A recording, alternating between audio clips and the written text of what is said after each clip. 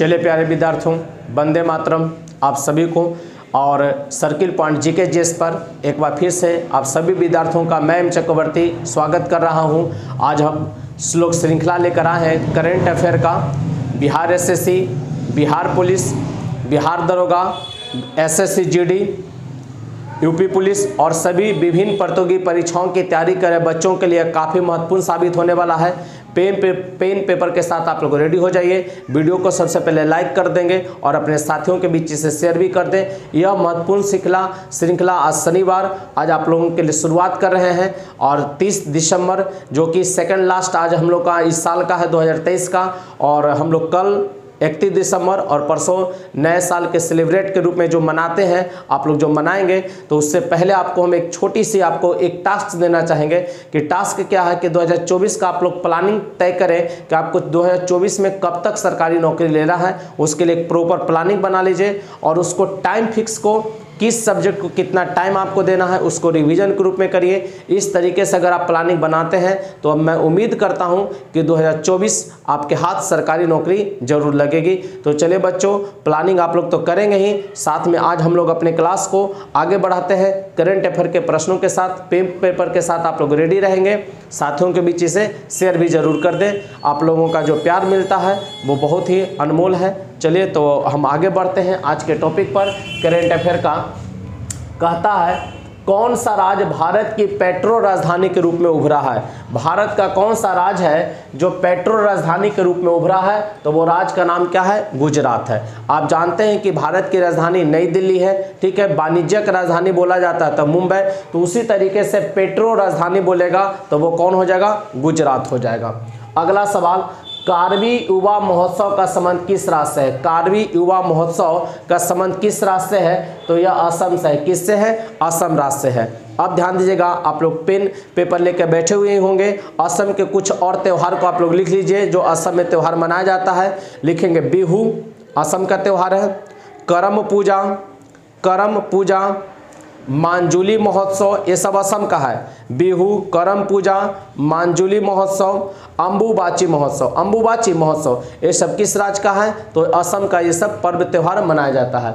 अगला सवाल, किस देश ने लाल सागर को सुरक्षित करने के लिए ऑपरेशन प्रोस्पेरिटी गार्जियन शुरू किया है? ध्यान देंगे, किस देश ने लाल सागर को सुरक्षित करने के लिए एक ऑपरेशन चलाया जिसका नाम है प्रोस्पेरिटी गार्जियन। कौन देश शुरू इसको करता है? तो अमेरिका करेगा। कौन शुरू किया है? तो इसको अमेरिका शुरू किया है।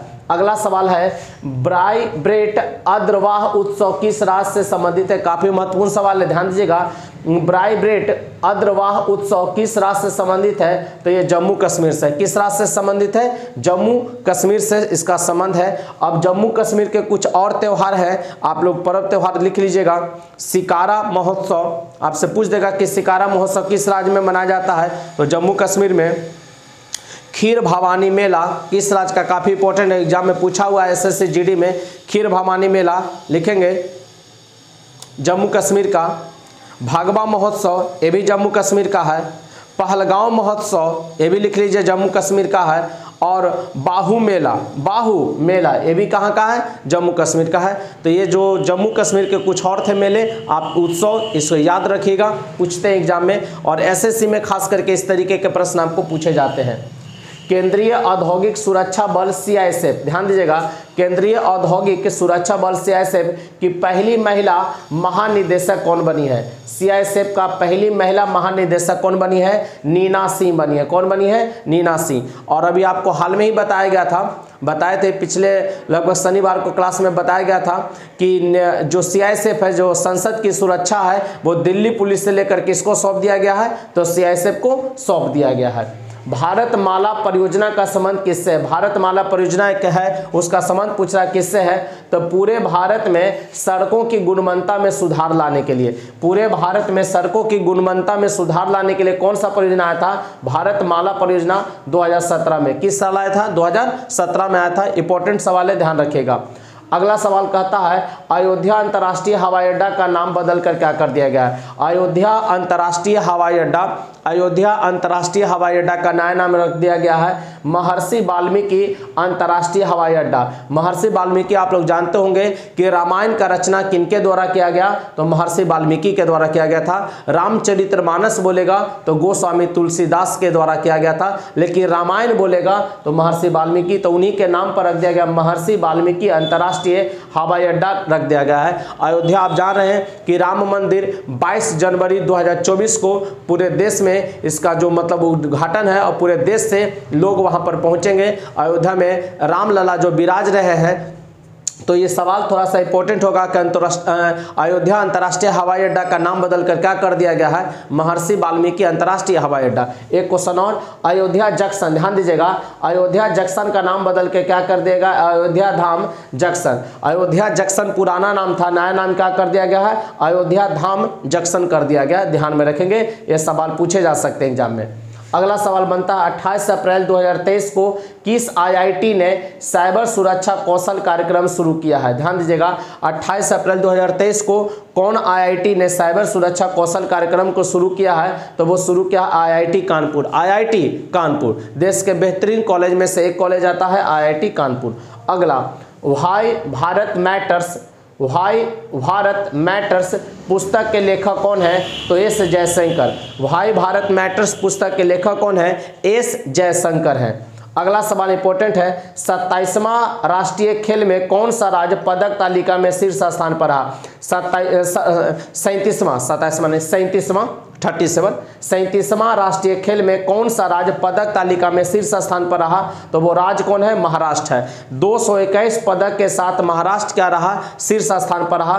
क्वेश्चन बोल पूछेगा कि 37वां राष्ट्रीय खेल का आयोजन कहाँ हुआ, तो गोवा में हुआ। 37वां राष्ट्रीय खेल का आयोजन कहाँ हुआ, गोवा में। इसका आयोजन किया गया था 25 अक्टूबर से 9 नवंबर के बीच 2023 में। 25 अक्टूबर से 9 नवंबर 2023 कहाँ, गोवा में। तो ये भी ध्यान में आप रखेंगे इस बात को।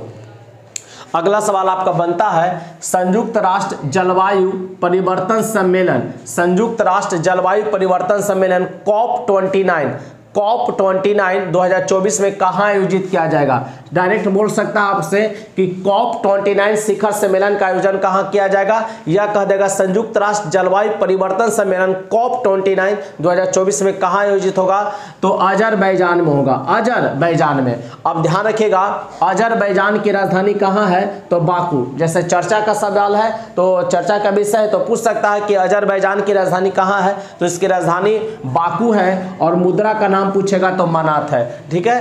अजरबैजान की राजधानी कहाँ है, बाकू, और उस देश की मुद्रा का नाम क्या है, मनात नाम है। दिसंबर 2023 में भारतीय नौसेना ने कहां पर द्विवार्षिक अभ्यास प्रस्थान, ध्यान दीजिएगा, दिसंबर 2023 में भारतीय नौसेना ने द्विवार्षिक अभ्यास जिसका नाम क्या है, प्रस्थान का आयोजन कहां किया है, प्रस्थान का आयोजन कहां किया है, तो मुंबई में किया है। कहां किया है, मुंबई में किया है। अगला सवाल, संयुक्त राष्ट्र ने कितने वर्षों के बाद माली में शांति मिशन को आधिकारिक तौर पर समाप्त कर दिया है। संयुक्त राष्ट्र संघ ने कितने वर्षों के बाद माली में शांति मिशन को आधिकारिक तौर पर क्या कर दिया, समाप्त कर दिया है। लगभग 10 वर्षों के बाद इसे समाप्त किया गया है। 2012 में वहां आतंकवादी हमला के कारण माली में शांति मिशन चालू किया गया था, लगभग 2012 में। तो 10 वर्षों के बाद उसको 2023 के में, ठीक है ना, वहां पर क्या किया, संयुक्त राष्ट्र संघ ने वहां आधिकारिक तौर पे इसे क्या कर दिया है, समाप्त कर दिया है। अब आपसे क्वेश्चन कह सकता है कि माली की राजधानी कहां है, माली की राजधानी तब बामाको, माली की राजधानी कहां है, ध्यान में लिख लीजिएगा, बामाको, माली की राजधानी बामाको है, याद रखेंगे। किसका राजधानी, माली का राजधानी बामाको है। अगला सवाल बनता है, विश्व पशु स्वास्थ्य संगठन ने भारत को किससे मुक्त कर दिया है। विश्व पशु स्वास्थ्य संगठन ने भारत को किससे मुक्त किया है, तो बर्ड फ्लू से क्या किया है, मुक्त कर दिया है। अगला सवाल, डॉक्टर भीमराव अंबेडकर की देश के बाहर सबसे ऊंची प्रतिमा स्टैच्यू ऑफ इक्विलिटी का अनावरण कहाँ हुआ है।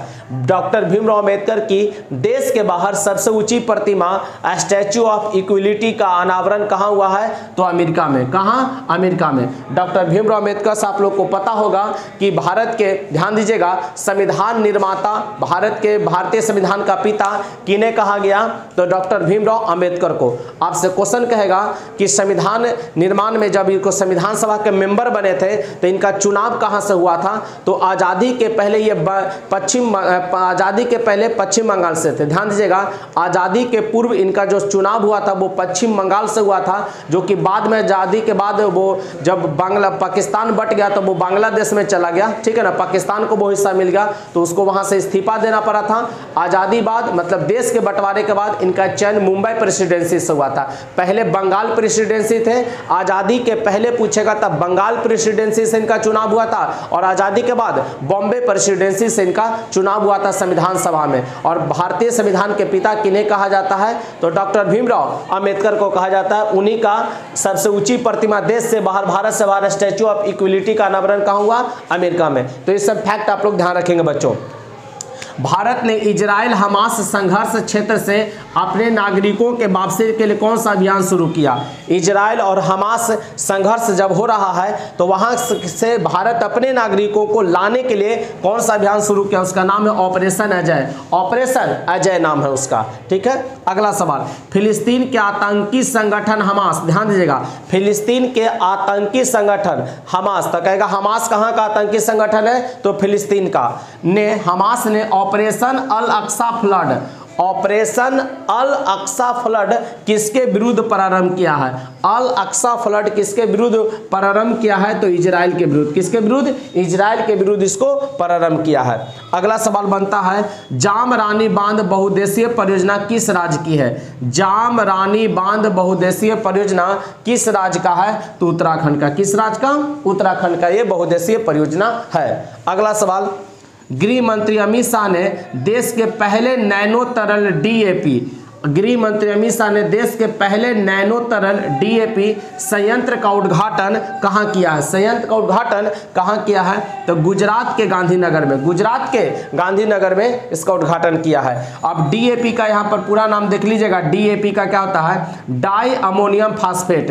डीएपी का फुल फॉर्म पूछेगा तो डाई अमोनियम फास्फेट होता है, और इसके नैनो तरल संयंत्र का उद्घाटन अमित शाह गुजरात के गांधीनगर में किए हैं। ये आपको महत्वपूर्ण सवाल बनता है तो ध्यान में रखेंगे। अरब सागर में आए चक्रवात तेज, ध्यान दीजिएगा, अरब सागर में जो चक्रवात आया उसका नाम दिया गया तेज। तो अरब सागर में आए चक्रवात तेज का नामकरण कौन देश दिया? जो चक्रवात आया उसको तेज कौन सा देश नाम दिया? तो उसका नाम दिया है भारत। इंपॉर्टेंट सवाल है, आपके लिए मुख्य रहेगा।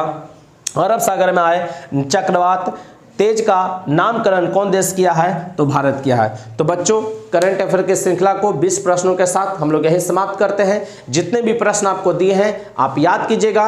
एसएससी जीडी है, यूपी पुलिस है, बिहार पुलिस है, काफ़ी महत्वपूर्ण साबित होगा आने वाले सभी प्रतियोगी परीक्षाओं के लिए। तो बच्चों, नए साल की तैयारी में आप लोग लग जाइए, लेकिन पढ़ाई सबसे ज़रूरी है। मुझे पता है कि आप ज़रूर न्यू ईयर को सेलिब्रेट करेंगे, लेकिन आप पढ़ाई के लिए भी, अपने कैरियर के लिए भी, आप एक जिम्मेवार नागरिक बनने के लिए एक तरीका से, है ना, एक रूटीन बनाइए और उस रूटीन पर आप लोग काम करेंगे, क्योंकि व्यक्ति वही सफल होता है जो अपने लिए कोई आदर्श प्रस्तुत करता है, ठीक है ना। जब अपना काम आप अपने सही तरीके से रूटीन से करेंगे तो उसमें सफलता आपको जरूर मिलेगी। तो बच्चों, आज की क्लास को हम लोग विराम करते हैं। कल अगले क्लास में नए टॉपिक के साथ हम लोगों की मुलाकात होगी। तब तक के लिए जय हिंद, जय Bharat, best of luck, Vande Mataram.